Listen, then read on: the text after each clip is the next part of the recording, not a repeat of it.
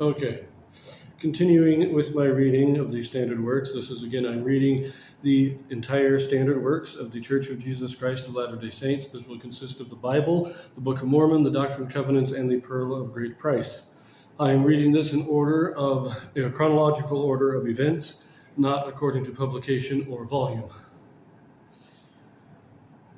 I am currently reading in the book of Genesis. I will be skipping around a bit because of chronology.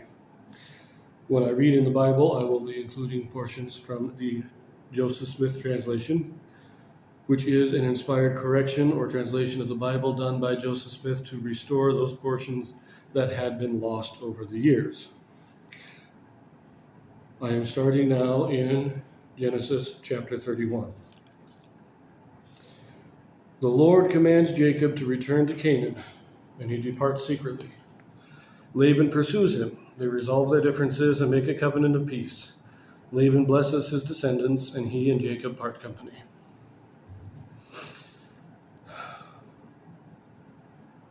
And he heard the words of Laban's sons, saying, Jacob hath taken away all that was our father's, and of that which was our father's hath he gotten all this glory.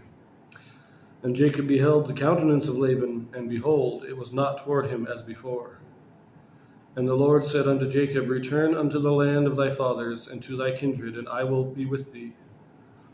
And Jacob sent and called Rachel and Leah to the field unto his flock, and said unto them, I see your father's countenance, that it is not towards me as before.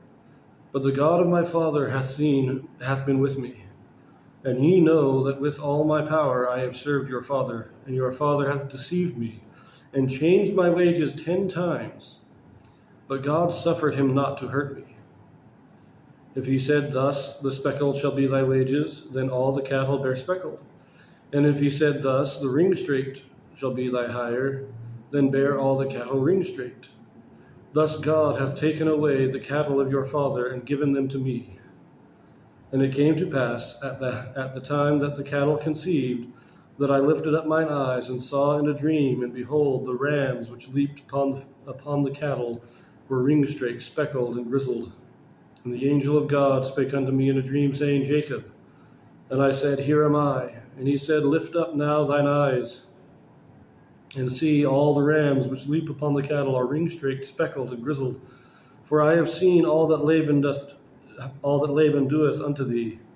I am the God of Bethel, where thou anointest the pillar, and where thou vowest a vow unto me.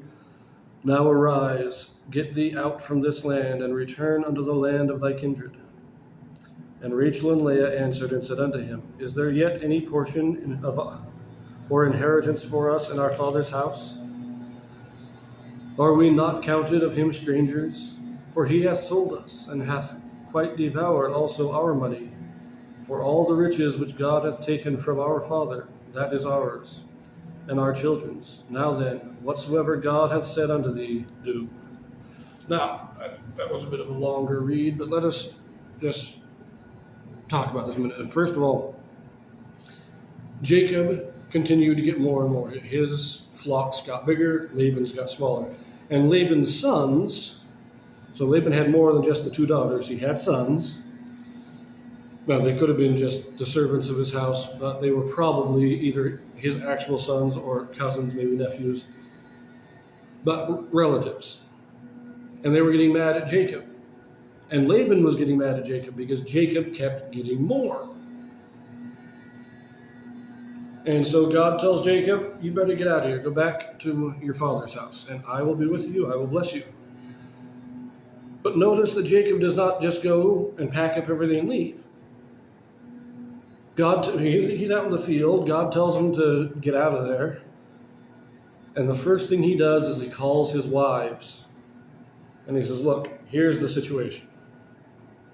Not only is your father not really a friend of mine anymore, but you know that God has done that. Laban, your father, has been very dishonest with me. He keeps changing. We agree on one wage, and he doesn't like the outcome, and so he changes it and says, okay, fine. And then he changes it again. But God keeps having it so that whatever he changes it to, I get. I get increased because God blesses me.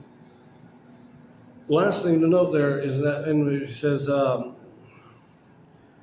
he hath sold us and hath quite devoured also our money. You may recall in previous videos I talked about how when a woman married, first of all, her husband paid the father a certain amount for her. But in addition, she brought with her money or goods that belonged to her. That was her inheritance from her father. He sent her with an inheritance. Part of that was like the handmaids.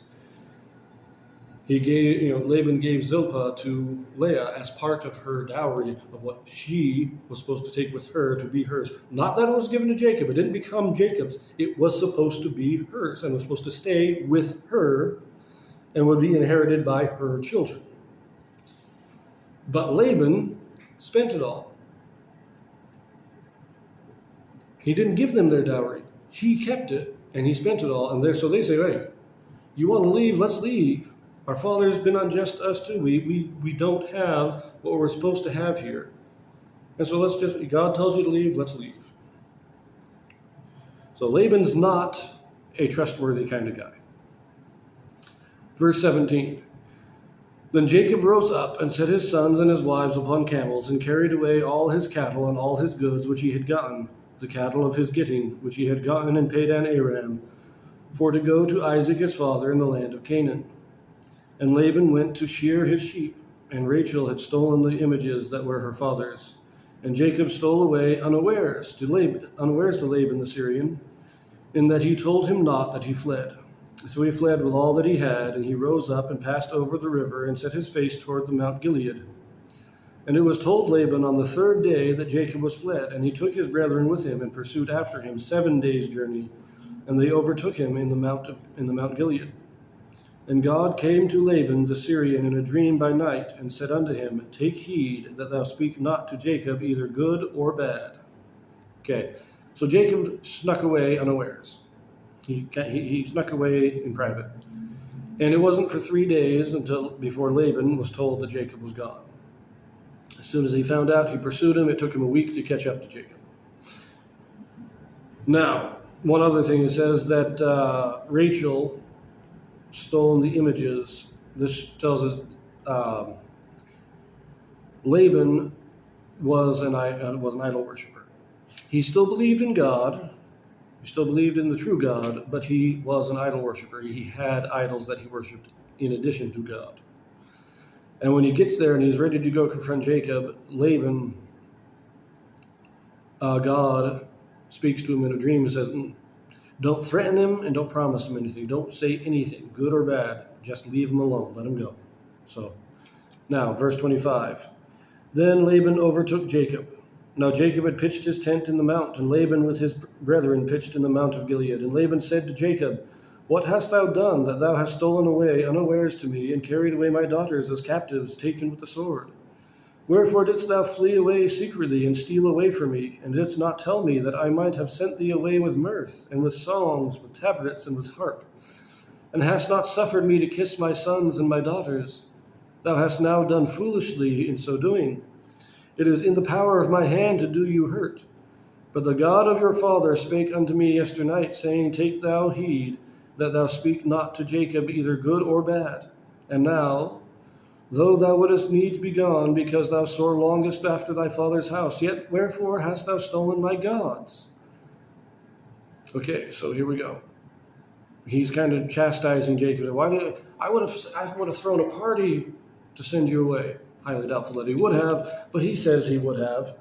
And, kiss my sons and my daughters. He's talking about, of course, his 2 daughters, but also his grandchildren, the children of Jacob. And then he brings up the stolen idols. So here we go. Verse 31. And Jacob answered and said to Laban, Because I was afraid, for I said, Peradventure thou wouldest take by force thy daughters from me. With whomsoever thou findest thy gods, let him not live. Before our brethren discern thou what is thine with me, and take it to thee. For Jacob knew not that Rachel had stolen them.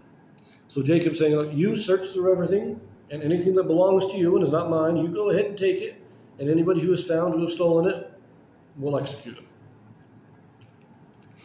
Because Rachel stole the idols herself. She didn't tell Jacob about it. Verse 33, and Laban went into Jacob's tent, and into Leah's tent, and into the two maidservants' tents, but he found them not. Then went he out of Leah's tent, and entered into Rachel's tent. Now Rachel had taken the images, and put them in the camel's furniture, and sat upon them. And Laban searched all the tent, but found them not. And she said to her father, let it not displease my lord, that I cannot rise up before thee, for the custom of women is upon me. And he searched, but found not the images. So, we'll finish this chapter in another video, but he searched, and this is another indication. He went into the tent of Bilhah, he went into the tent of Zilpah, he went into the tent of Jacob, he went into the tent of Leah. Each of them had their own tent. And these weren't just little, camping tents like we have nowadays. These were big tents. It says the camel hair furniture. They had like a sofa made out of camel hair. And I'm not talking about the big sofas that we have with wooden frames and everything, but you mean, more like I picture it more to be like a large beanbag made out of camel hair, that kind of furniture. But this was big enough that they could stand up in it and walk around, and they had furniture. They could sit down and have a meal in here. These were big tents. Each one had their own tent. And when they go in there, I love Rachel's excuse there. She sits down, she hides the images in the furniture, sits on them, and then tells her father that she can't get up because she's menstruating. The custom of women. So, yes. And that's why Laban didn't find it out. Was she justified in stealing them? There's an argument to be made that she was, because her father had spent all the money that belonged to her. And so this could be seen as getting just a just recompense for the money that he had already stolen from her. The scriptures don't state whether or not she was justified or not, but we can see that, she was, in a sense, just taking payment for what had been taken from her. But we'll leave that here, and I will finish this in another video.